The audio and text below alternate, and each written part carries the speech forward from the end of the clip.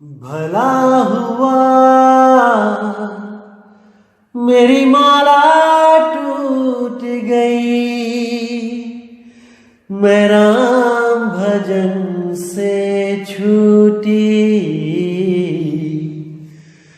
भला हुआ मेरी माला टूट गई, मैं राम भजन से छूटी। मेरे सिर से टली बला, भला हुआ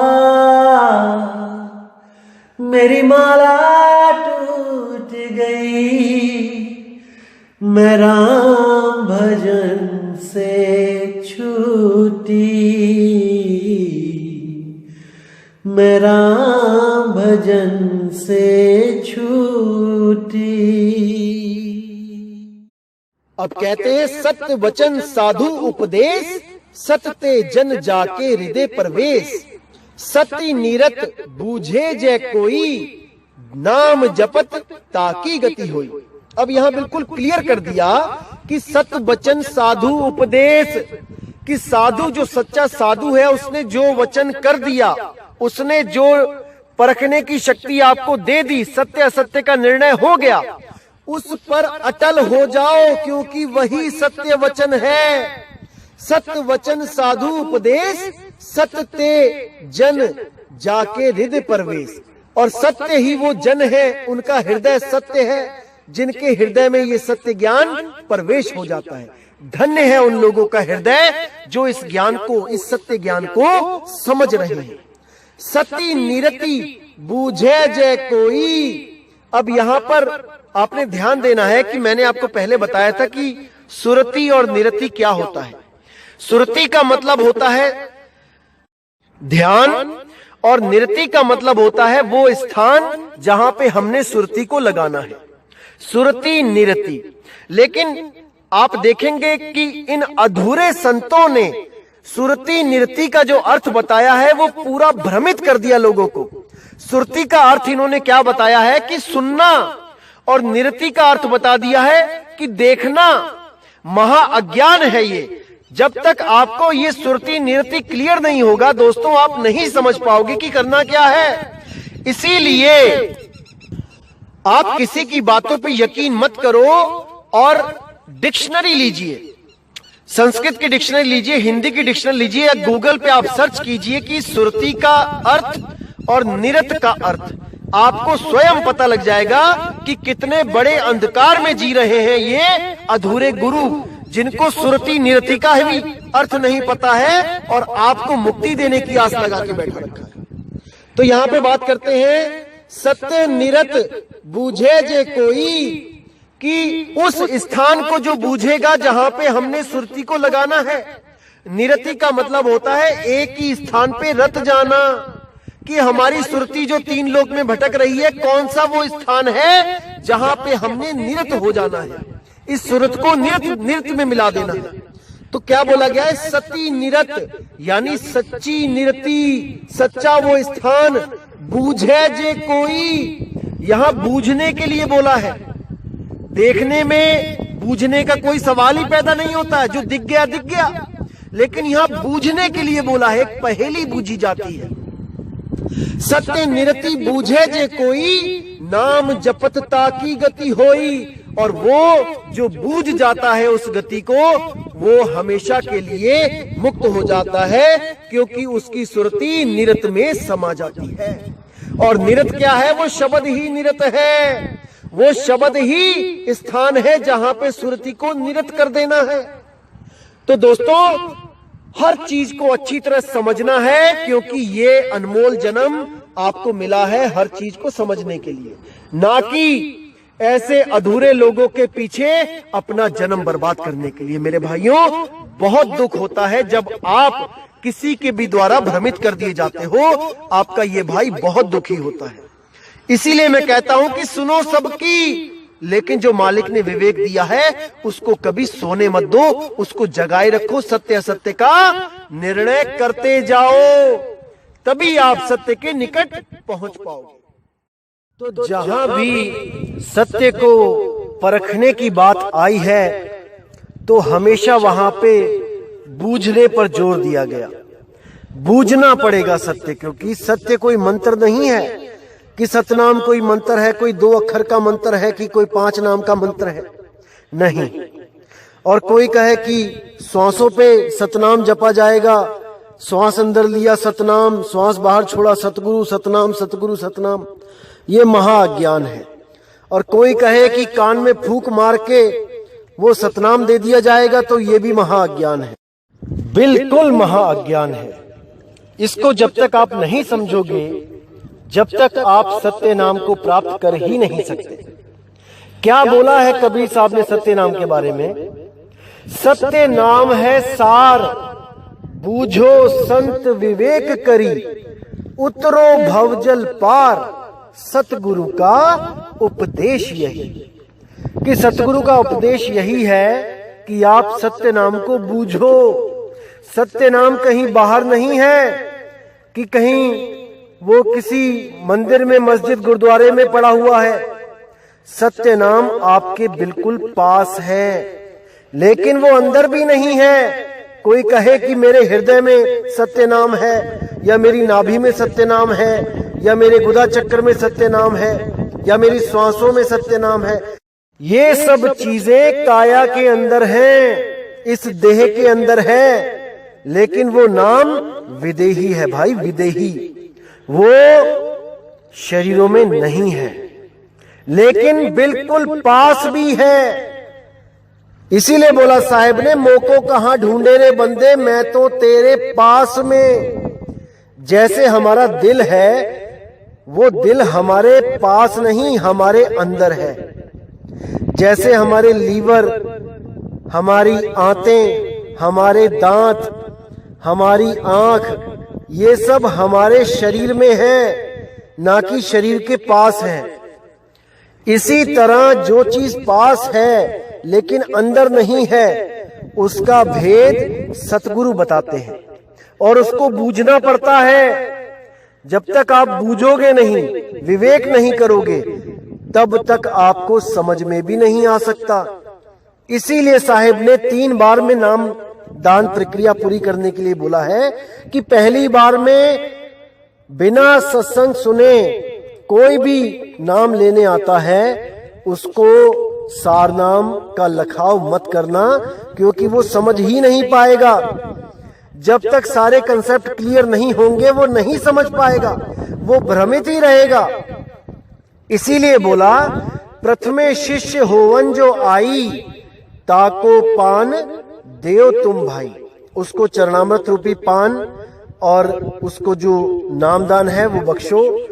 बोलने वाले वर्णात्मक नाम दो उसको, ताकि वो ये महसूस ना करे कि गुरुजी ने मुझे कुछ भी नहीं दिया, केवल चरणामृत दे दिया और मैं शिष्य बन गया। ऐसा कैसे? इसलिए जो रीति चली आ रही है नाम जपने की, उसको चलने दो। कब तक चलने दो? जब तक वो समझदार ना हो जाए, विवेकी ना हो जाए। उसके लिए क्या करना है? जब आप गुरुजी के पास आते हो तो गुरुजी आपको कुछ वर्णात्मक नाम देते हैं, वो नाम लेके आप शिष्य कहलाते हो।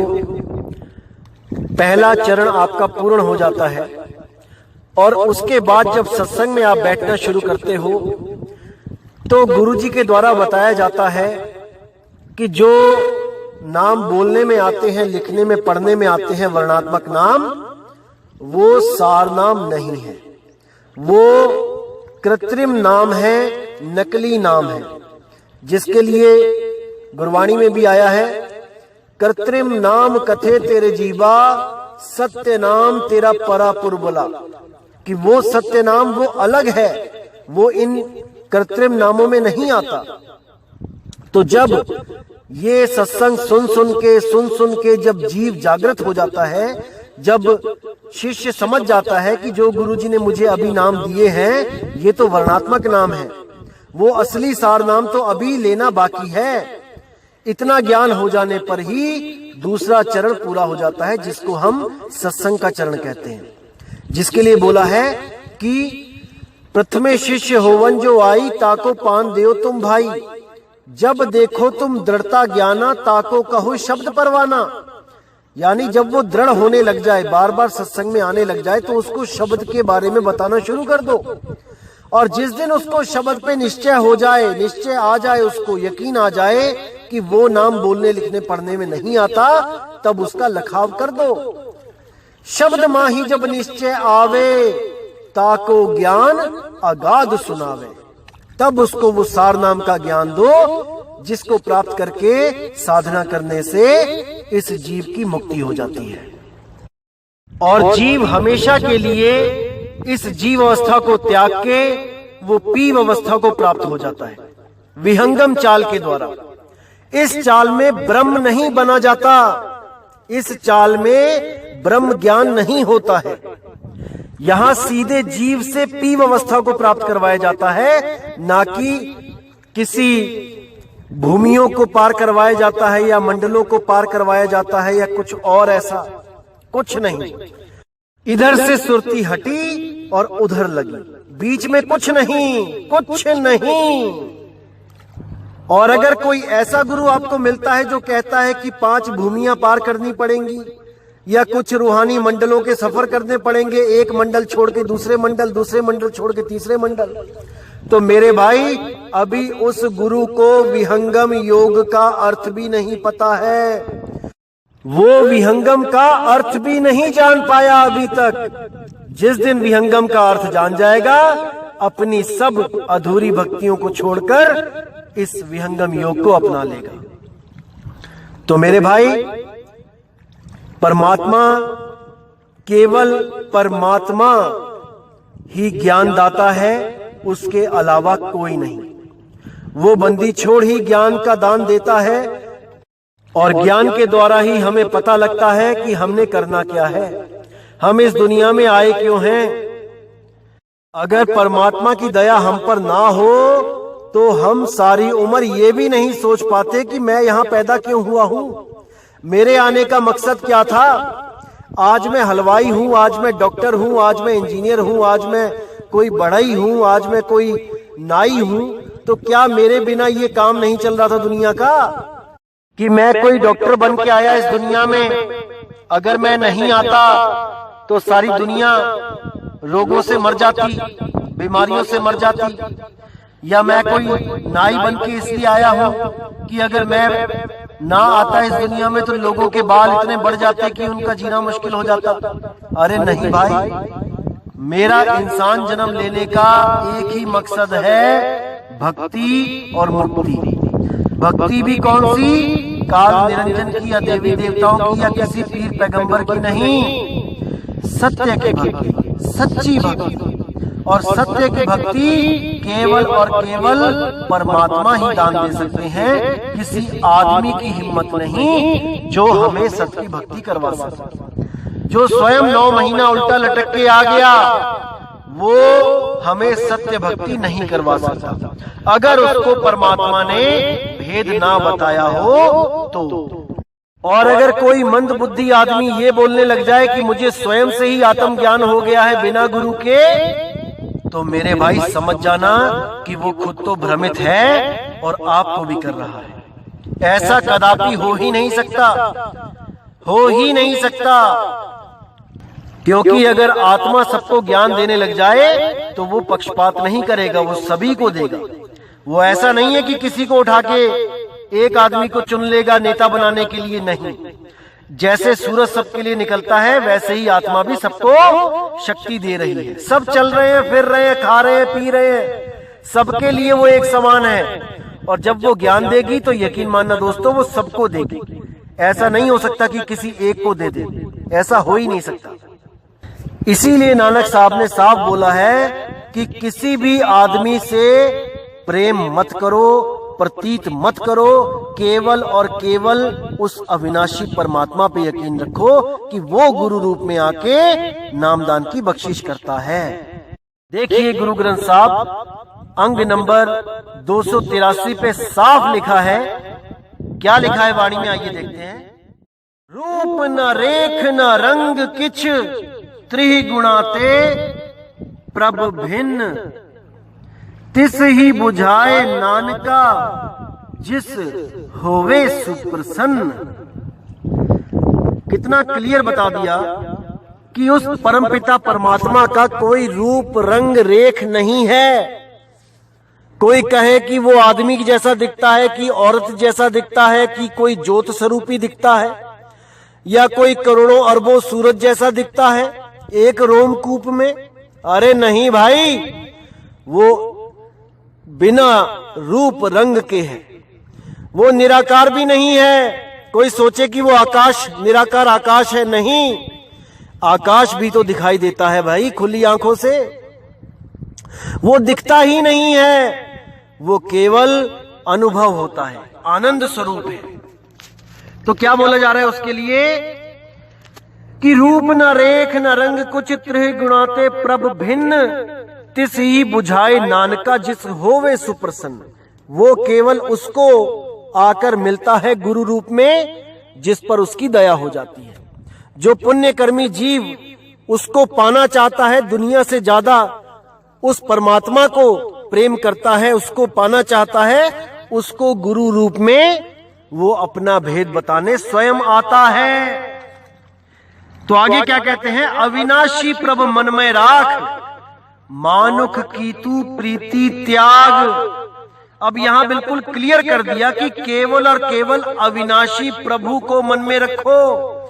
जिस रूप में वो गुरु बनके नामदान देने आ रहा है, उस रूप को भी मन में मत रखो, क्योंकि वो उसका रूप नहीं है। वो हमें समझाने के लिए एक इंसान बन के आया है। असल में वो अपना असली रूप लखाने के लिए इंसान रूप में आया है, ना कि वो अपने रूप दिखाने के लिए आया है, कदापि नहीं। उन्होंने साफ बोल दिया कि अविनाशी प्रभ मन में राख, मानुख की तू प्रीति त्याग। अगर तुम किसी मनुष्य की प्रीत लगा के बैठे हो कि अंत समय में मुझे कोई मेरा ही कोई गुरु लेने आएगा, मुझे इंसान के रूप में परमात्मा आएगा, मनुष्य के रूप में आएगा मुझे लेने, तो भाई इस दिमाग से इस चीज को निकाल दो। ये अज्ञान है, ये आपको 84 में लेके जाएगा। तो कहते हैं तिस्ते परे नहीं कुछ कोई, सर्व निरंतर एको सोई। उस अविनाशी परमात्मा से परे कुछ नहीं है, वही एक निरंतर है, सदा सदा रहने वाला है। जिसके लिए साहिब ने बोला है, शब्द निरंतर से मन लागा, मलिन वासना त्यागी, उठत बैठत कबहु न छूटे, ऐसी ताड़ी लागी। उस निरंतर परमात्मा से इस सुरती को जोड़ देना है, ना कि किसी शक्ल से। सर्व निरंतर एको सोई, आपे बीना आपे दाना, गहर गंभीर गहर सुजाना। पार ब्रह्म परमेश्वर गोविंद, कृपा निधान दयाल बख्शंद। अब कितना क्लियर कर दिया यहां पर साहिब ने कि सब कुछ जानने वाला, सबको देखने वाला वो एक ही है, और वही दान देने वाला भी है। नामदान वही एक दे सकता है, ना कि कोई मनुष्य। परमात्मा का नाम केवल परमात्मा ही दान में दे सकता है। किसी मनुष्य की इतनी बिसात नहीं कि वो परमात्मा का नाम किसी को दे सके, क्योंकि वो खुद ही नहीं जानता, तभी तो गर्भ में उल्टा लटक के आया है। तो साहिब कहते हैं कि साहिब सबका बाप है, बेटा किसी का नहीं, और जो गर्भ से पैदा हुआ सो तो साहिब नहीं। जो माँ के गर्भ से आ गया वो जीव है भाई, वो साहिब नहीं है, वो परमात्मा नहीं है। इसको अच्छी तरह समझ लो आप लोग। जितने भी पंथ इन गुरुओं को परमात्मा मान के बैठे हैं, जो माँ के गर्भ से आए हैं, ये सब अधूरे पंथ हैं। और जिस दिन इनको पता लगेगा, पछतावे के अलावा इनके हाथ में कुछ नहीं बचेगा। साहिब कहते हैं, बंधे को बंधा मिला, छूटे कौन उपाय, और कर सेवा निर्बंध की, जो पल में लेत छुड़ाए। उस निर्बंध की सेवा करो भाई, जो बंधन में नहीं है। वो शब्द गुरु बंधन में नहीं है, वो देह में नहीं है, वो तुम्हें छुड़ा सकता है। अगर उसकी पूजा करोगे जो स्वयं देह में आया है, तो मेरे भाई भटकना के सिवा और कुछ नहीं हाथ लगेगा। तो मेरे भाइयों, मुझे पता है कि ये सूक्ष्म ज्ञान जल्दी समझ में नहीं आता है, लेकिन मुझे पूरा यकीन है कि परमपिता परमात्मा के घर में देर है, अंधेर नहीं। वो आपको जल्दी ही सद्बुद्धि बख्शेगा, विवेक शक्ति बख्शेगा कि आप हर चीज को समझने में कामयाब हो जाओगे। उस दिन का मुझे इंतजार रहेगा। कुछ मेरे भाइयों का प्रश्न था कि जीव, शिव और पीव, ये तीनों जो अवस्थाएं हैं, क्या इसका जिक्र गुरु ग्रंथ साहब में भी आया है कहीं पर? तो दोस्तों, आपको बताना चाहूंगा कि कबीर साहब का और नानक साहब का ज्ञान कोई अलग ज्ञान नहीं है, दोनों का एक ही ज्ञान है, क्योंकि इनका रिश्ता ही गुरु और शिष्य का है, इसलिए ज्ञान भी इनका सेम है। तो देखिए, अंग नंबर 287 पर कितना क्लियर कर दिया है नानक साहिब ने। क्या कहते हैं? अपनी कृपा जिस आप करेई, नानक सो सेवक गुर की मत लेई। यानी जिसपे वो अपनी कृपा करता है, केवल वही उसको प्राप्त कर सकता है, उसके भेद को जान सकता है। नानक सो सेवक गुर की मति लेई, और वो सेवक अपनी मति से कुछ नहीं बोलता है, जो कुछ बोलता है गुरु की मत से बोलता है। 20 बिस्वे गुरु का मन माने, सो सेवक परमेश्वर की गति जाने। 20 बिस्वे यानी 100% गुरु का मन माने, यानी गुरु के मत को ही मानने वाला हो, बीच में अपनी खिचड़ी ना पकाए ज्ञान में। जो गुरु से ज्ञान मिला है, केवल वही सत्य ज्ञान आगे ट्रांसफर करे, बीच में अपना मत ना मिलाए। सो सेवक परमेश्वर की गति जाने, वो सेवक परमेश्वर की उस अवस्था को प्राप्त कर सकता है और दूसरों को भी उस अवस्था तक पहुंचा सकता है, जिसको शिव अवस्था से ऊपर की जो पीव अवस्था है, उसके बारे में जिक्र किया गया है। शिव अवस्था ब्रह्म अवस्था होती है, जीव अवस्था जैसे अभी हम शरीरों में हैं, ये जीव अवस्था होती है, और पीव अवस्था नी अक्षर पार ब्रह्म अवस्था होती है। ब्रह्म में यानी निराकार में जीव रहते हैं, जिनको हम जन कह देते हैं, ब्रह्म में जन रहते हैं, और जो साकार जो जन है, जो जीव है, उन्हीं में पार ब्रह्म का निवास है, लेकिन वो भेदी गुरु के द्वारा ही प्राप्त हो सकता है। यानी ब्रह्म में जीव रहता है और जीव में पार ब्रह्म रहता है, लेकिन ये सुरती का खेल है। किसकी सुरती कहाँ लगा रहा है गुरु, ये इस पे डिपेंड करता है कि वो जीव से शिव अवस्था को प्राप्त होगा या जीव से सीधा पार ब्रह्म अवस्था यानी कि पीव अवस्था को प्राप्त करेगा। ये गुरु के ऊपर डिपेंड होता है, किस प्रकार का गुरु आपने धारण कर लिया। तो कहते हैं, सो सतगुरु जिस हृदय हरि नाऊ, अनेक बार गुरु के बल जाऊं। वो सतगुरु जिसके हृदय में सत्य नाम बसता है, उस गुरु को बार बार बलि जाऊं, लाख बार बलि जाऊं, करोड़ बार बल जाऊं। सर्वनिधान जी का दाता, 8 पहर पार ब्रह्म रंगराता। वो सब जीवों का दाता है, वो सब जीवों को मुक्त कर सकता है, जो 8 पहर पार ब्रह्म के रंग में रंगा हुआ है। वो गुरु सबको मुक्ति दे सकता है। ब्रह्म मही जन, जन माही पार ब्रह्म, एक ही आप नहीं कुछ भरम। देखिए कितना क्लियर कर दिया यहाँ पर कि ब्रह्म मही जन, जन माही पार ब्रह्म, यानी कि जीव, शिव और पीव तीनों अवस्थाओं का जिक्र इसी एक लाइन में कर दिया गया है।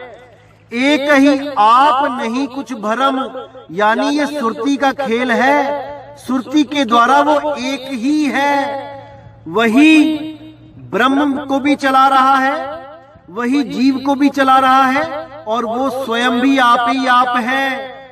बस सुरती का खेल है कि ये सुरती कहां पे लगी है। सहस सियानप लैया ना जाइए, नानक ऐसा गुरु वड भागी पाइए। यानी सहस सियाणपा होवे, लाख चतुराई होवे। जैसे ये स्वयंभू आत्मज्ञानी चतुराई दिखा रहे हैं लोगों को, ये वहां नहीं पहुंच सकते, वहां ये पहुंच ही नहीं सकते, क्योंकि जब तक वो खुद अपना रास्ता नहीं बताता आके गुरु के रूप में, जब तक वहां कोई नहीं पहुंच सकता। सहस सियानप लैया ना जाइए, नानक ऐसा गुरु वड भागी पाइए। ऐसा गुरु मिल जाए जो इस जीव शिव और पीव अवस्था में निर्णय कर दे, हमारी सुरती को पीव अवस्था का ज्ञान दे दे। ऐसे गुरु को नानक बलिहारी जाता है और सबको यही संदेश देता है कि ऐसा गुरु धारण करो जो ब्रह्म से परे पार ब्रह्म की अवस्था को प्राप्त करवा दे। तो दोस्तों, मेरी हर एक बात पर पूरा विचार करना है, पूरा विवेक करना है। ऐसे ही किसी की बातों को सत्य नहीं मान लेना है, पूरा मन में तोलना है, विवेक लगाना है, तब जाकर अपनी मोहर लगानी है कि मैं सत्य बोल रहा हूं कि नहीं। और इस अवस्था को प्राप्त करने वाले जो संत महात्मा है, वो एक पल में समझ सकते हैं कि ये ज्ञान सत्य है कि नहीं है। और अगर किसी के ज्ञान से ये ज्ञान मैच नहीं हो रहा है, तो मेरे भाई आपको अभी जरूरत है कि आप इस सत्य ज्ञान से अपने अपने ज्ञान को मैच करवा लो। विहंगम चाल को समझ लो। विहंगम चाल सीधे जीव से पीव अवस्था को प्राप्त करवाता है, सीधे जीव से पार ब्रह्म की गति को प्राप्त करवाता है, ना कि शिव अवस्था को ब्रह्म ज्ञान को प्राप्त करवाता है, ना कि किसी रूहानी मंडलों के चक्कर लगवाता है, ना ही किसी भूमियों के चक्कर में जीव को उलझाता है कि पहली भूमि पार होगी कि दूसरी भूमि पार होगी कि पांचवी भूमि के बाद हमें परमात्मा मिलेगा। ये सब भरम जाल है मेरे भाइयों, इसको तत्काल ही त्याग दो। विहंगम योग को जानो, विहंगम योग के नाम में मत उलझो कि किसी संस्था ने अपना नाम विहंगम योग रख दिया तो वो सच में ही विहंगम योग करवा रहा है। हाथी के दांत दिखाने के और खाने के और होते हैं मेरे भाई। विहंगम चाल को समझो कि विहंगम चाल क्या होती है। उसको समझने के बाद आप समझ पाओगे कि विहंगम चाल केवल नाम रखा गया है या सच में उस चाल को चलवाया भी जा रहा है। विहंगम चाल होती है जैसे आप दिल्ली से हवाई जहाज के द्वारा विहंगम चाल से उड़े और सीधे कलकत्ता पहुंच गए, बीच में कहीं स्टॉप नहीं किया, कोई रूहानी मंडल नहीं आया, कोई भूमियां नहीं आई। अगर कोई आपको विहंगम चाल के नाम पर भूमियों की या रूहानी मंडलों की सैर करवा रहा है, तो समझ जाना कि उसने आपको ट्रेन की टिकट दे दी है और नाम दे दिया है हवाई जहाज की टिकट का। इस भरमजाल से जल्दी निकलो मेरे भाइयों, समय बहुत कम है। तो दोस्तों, आज के सत्संग को मैं यहीं विराम देता हूं और परमात्मा से दुआ करता हूं कि एक एक शब्द आपके हृदय में ऐसे बस जाए जैसे परमात्मा स्वयं आपके हृदय में आकर बैठ गया हो, क्योंकि वो शब्द रूपी है। पहले इन शब्दों को समझो, तब वो उस शब्द को प्राप्त करवाएगा जो अबोल है। अकह नाम वो कहा ना जाई, अकह नाम गुरु कह कह समझाई। उस अकह नाम के बारे में गुरु कह कह के समझाता है कि वो अकह है। तो दोस्तों, उम्मीद करता हूं आज के सत्संग से आप सबका विवेक बहुत ज्यादा जागा होगा और मालिक से अरदास करता हूं कि ऐसे मंद बुद्धि स्वयंभू आत्म ज्ञानियों से आपकी हमेशा रक्षा करता रहे, इनके अज्ञान की पोल खुलवाता रहे। और ये ड्यूटी परमात्मा ने मुझे दी है, आप बिल्कुल फिक्र ना करें। जहां पर भी ये स्वयंभू आत्म ज्ञानी आपके सामने अज्ञान को परोसेंगे, ये दास उसी वक्त कटाक्ष करेगा उनके अज्ञान के मटके को।